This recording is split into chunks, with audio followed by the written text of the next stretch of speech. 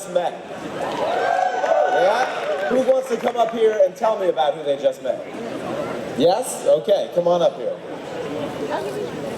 Yeah. All right. Hi. How are you? What's your name? Allison. Hi, Allison. So who did you just meet? I just met Brian. Brian should stand up. Brian, stand up. Yeah, And I was so excited because he's actually developing an application that is going to take all the social activities of Kansas City and put them online so that places can put them on, they can put their activity on this site, and then consumers can also find their activity for going out.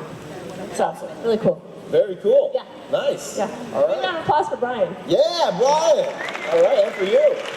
Thank you. Okay.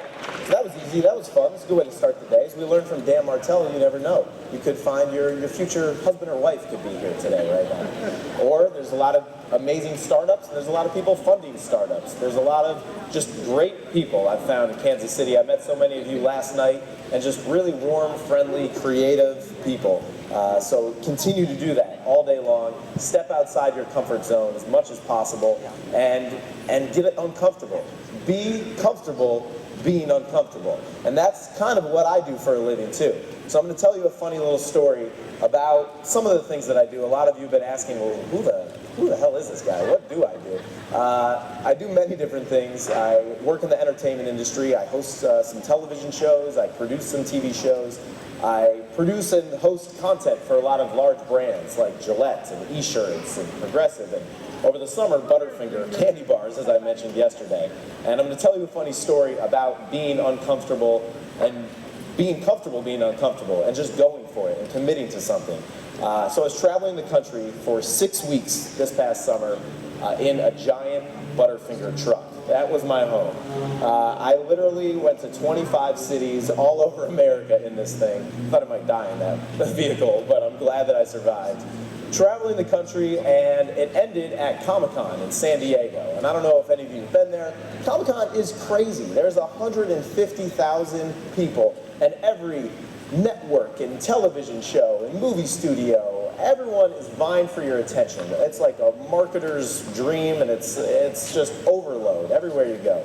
Well, I guess the Butterfinger people and the Comic-Con executives, they've butted heads for the last few years for whatever reasons.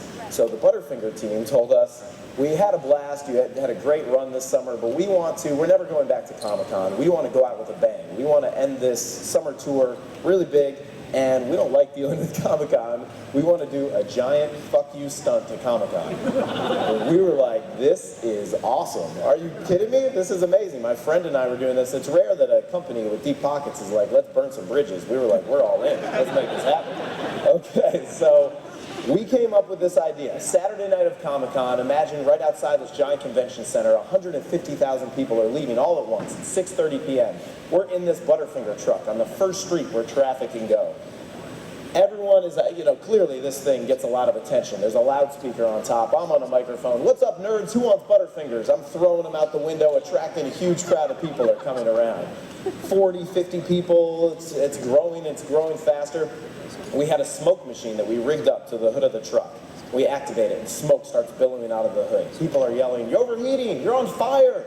We're like, oh, we don't know what's going on. And we had a fuse rigged. We pull the fuse, it stops the truck in the middle of the street. So essentially, we have now broken down our Butterfinger truck in the middle of traffic, in the middle of the street. Smoke's coming out. People start beeping, they're getting out of their cars. They're like, whoa, what's going on? Move your truck. We jump out wearing our Butterfinger shirts and our limited edition Butterfinger tighty whitey underwear. And now it goes from 40 people to 100 people running around taking photos and what's happening. And everyone's a little concerned, and we're running around playing along. No one knows that we've planned this whole thing. And a police officer runs up. He's like, you gotta move the truck. You're blocking traffic in the whole city. It's all backed up. What are you doing? We're sorry, officer. We don't know. Our truck broke down. And he's calling for backup. I'm like, it's okay. It's all right. I've got jumper cables in the back. It's all right, everybody. I got jumper cables in the back. I run to the back of the truck, and I open the two big back doors. But as I do it, we had a ramp rigged up inside with over 5,000 pounds of Butterfingers. They came pouring out on top of me into the middle of the street. Seconds after this, now keep in mind, this was a functional street 2 minutes ago. 2 minutes after this, we have started a Butterfinger block party in the middle of the street, in the middle of traffic. Everyone is jumping for joy, dancing, going crazy. It's like they won the lottery or the Super Bowl. They're grabbing as many Butterfingers as they can throw in their shirts and dancing and going crazy. I'm up on the truck posing for photos, loving every minute of it. Everyone is having the time of their life, except for this one poor police officer. His only job is to keep traffic moving on the street. He didn't know what to do, except for this. He grabbed me, he handcuffed me, and arrested me in my Butterfinger underwear, dragged me down the street. Well, the crowd was on my side. They turned me into, I was a Butterfinger martyr. They're following me down the street, and a parade starts. Free Butterfinger man, free Butterfinger man, free Butterfinger man. I was arrested. I was charged with littering, disturbing the peace, and obstructing the street. But Butterfinger was so happy because hashtag Free Butterfinger Man was trending on Twitter. This went viral. These are press photos from all over the country. I was having the time of my life. I didn't care. Yeah, that's right.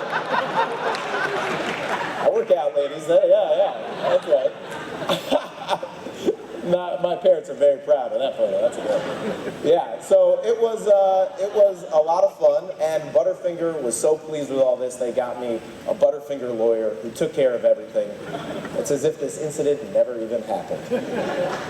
So, thank you. I appreciate it. So that's a funny story. It's kind of hard to describe what I do for a living, other than with some slides and getting arrested in my underwear on behalf of a crispity, crunchity, peanut buttery, delicious candy bar.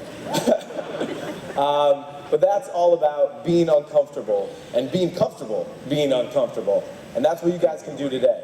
So get uncomfortable, get up here, share, create, meet new people, commit to something. Don't half-ass it, because literally and figuratively, I did not half-ass that situation. Thank you guys. I'm excited for what we're going to create here today.